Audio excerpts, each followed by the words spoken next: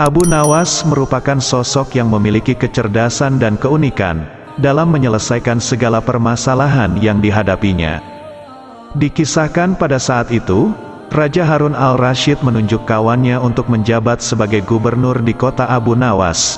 Namun sayangnya orang yang ditunjuk ini menyalahgunakan jabatannya. Dengan sewenang-wenang, dia memerintahkan para prajurit untuk menangkap para sastrawan yang dianggap pintar.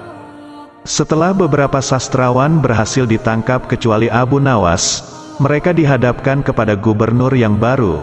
Satu persatu di antara mereka ditanya oleh sang gubernur. "Menurutmu, saya gubernur yang adil atau zalim?" tanya si gubernur. "Anda adalah gubernur yang zalim," jawab sastrawan pertama. Sang gubernur terperanjat dengan jawaban tersebut. "Apa alasanmu?" tanya sang gubernur. "Karena Anda telah menangkap kami tanpa sebab," jawab sastrawan pertama. "Prajurit, masukkan dia ke dalam penjara. Besok dia harus dihukum mati," pinta sang gubernur. Sastrawan berikutnya dipanggil dan diberi pertanyaan yang serupa. "Menurutmu, saya gubernur yang adil atau zalim?" tanya sang gubernur. "Tuanku adalah gubernur yang adil," jawab sastrawan kedua. "Apa alasanmu?" tanya sang gubernur kembali. "Karena tuanku sangat memperhatikan rakyatnya," jawab sastrawan tersebut. "Kamu pembohong, prajurit, masukkan dia ke dalam penjara. Besok dia harus dihukum mati," kata sang gubernur. Begitulah seterusnya. Apabila dijawab adil ataupun zalim, sang gubernur tetap memberikan hukuman mati pada para sastrawan. Kemudian beberapa sastrawan yang belum tertangkap mendatangi rumah Abu Nawas. "Tolonglah kami Abu Nawas, beberapa kawan kita dijatuhi hukuman mati," kata mereka penuh khawatir. Abu Nawas terkejut mendengarnya. "Kenapa gubernur melakukan hal itu? Bagaimana ceritanya?" tanya Abu Nawas heran. "Kami sendiri tidak tahu Abu Nawas. Tanpa sebab, gubernur yang baru menangkapi para sastrawan di kota kita. Lalu mereka ditanya satu persatu, apakah dia gubernur yang adil atau zalim? Bila jawabannya zalim akan dihukum mati, bila jawabannya adil juga tetap akan dihukum mati," kata mereka menjelaskan.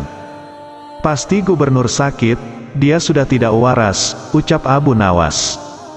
"Itulah kenapa kita kesini Abu Nawas.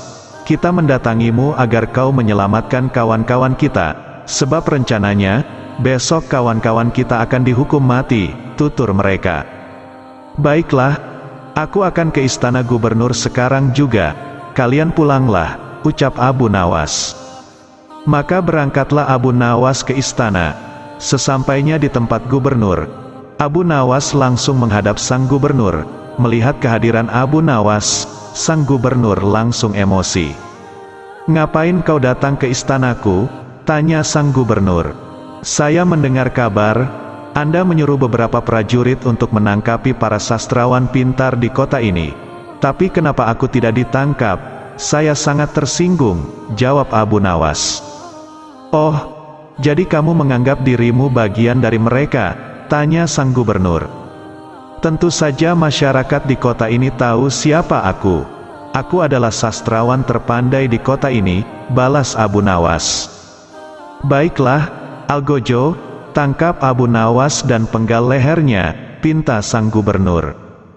"Tunggu dulu, sebelum leherku dipenggal, perintahkan Algojomu agar jangan sampai merusak rambutku, sebab aku baru saja keluar dari tukang cukur," sahut Abu Nawas.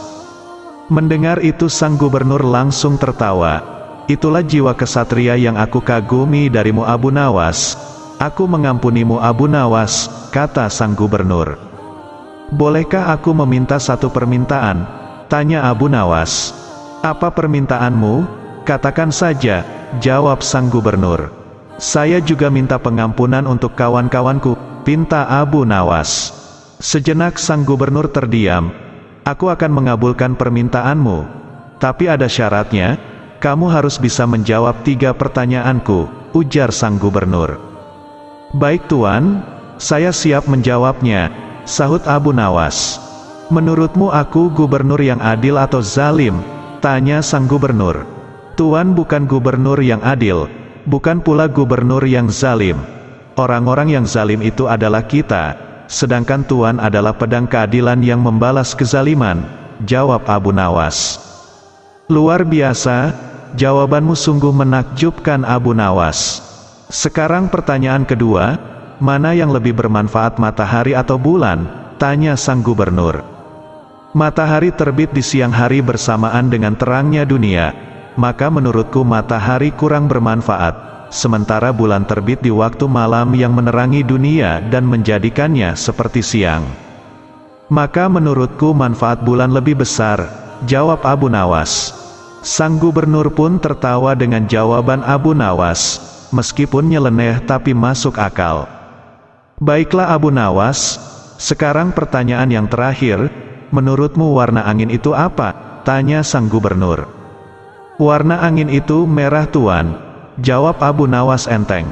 Apa alasanmu? Tanya sang gubernur kembali. Kalau kita masuk angin lalu badan kita dikerok, pasti akan muncul warna merah pada tubuh kita.